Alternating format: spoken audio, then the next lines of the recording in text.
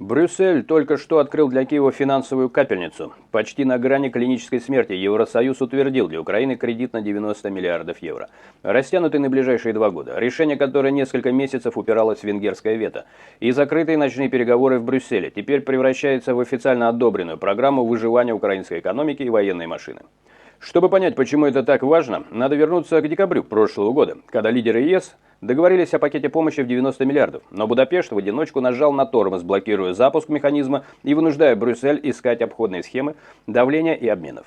Все это время кредиты и гранты, обещанные Киеву, существовали только на бумаге, а внутри ЕС росло раздражение. Официально говорили о процессе, неофициально о шантаже и торге, где украинский фронт стал разменной монетой внутри европейской политики.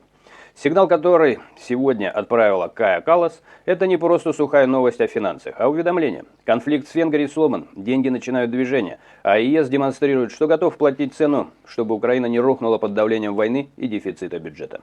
Эти 90 миллиардов – это не помощь в общем виде, а ресурс, который должен закрывать дыру в госфинансах, обеспечивать выплаты военным, зарплаты госслужащим, поддержку энергосистемы и закупки критически важных ресурсов, без которых фронт и тыл начнут рассыпаться.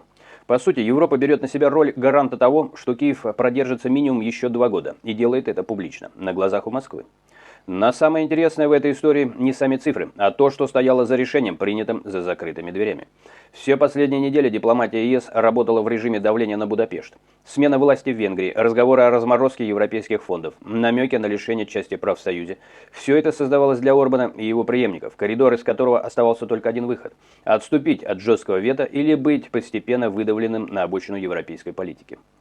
Брюссель не мог позволить себе показать, что один лидер способен удерживать всю систему безопасности континента в заложниках, пока в Восточной Европе идет война. Теперь, когда решение формально принято, встает другой вопрос. Что именно покупает Евросоюз за эти 90 миллиардов? Формально стабильность Украины и сигнал России, что Киев не останется без денег ни в 26-м, ни в 27-м годах. Неофициально – время. Время, чтобы Европа успела перестроить оборонную промышленность, нарастить поставки вооружений, подготовиться к долгой войне на истощение, где деньги становятся таким же оружием, как ракеты и дроны. Каждый транш этого кредита – это маркер того, что Европа связывает свое политическое будущее с исходом этой войны. Они пытаются устать и отойти в сторону.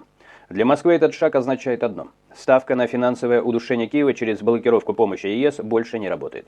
Россия продолжит давить фронтом, ракетами по инфраструктуре, информационными операциями, но окно, в которое украинская экономика могла рухнуть без европейских вливаний, сейчас захлопнулось минимум на 2 года. Для Киева это решение не повод для эйфории, а сигнал, что Европа ждет от него продолжения, сопротивления и реформ. Пока деньги идут потоком, а не каплями.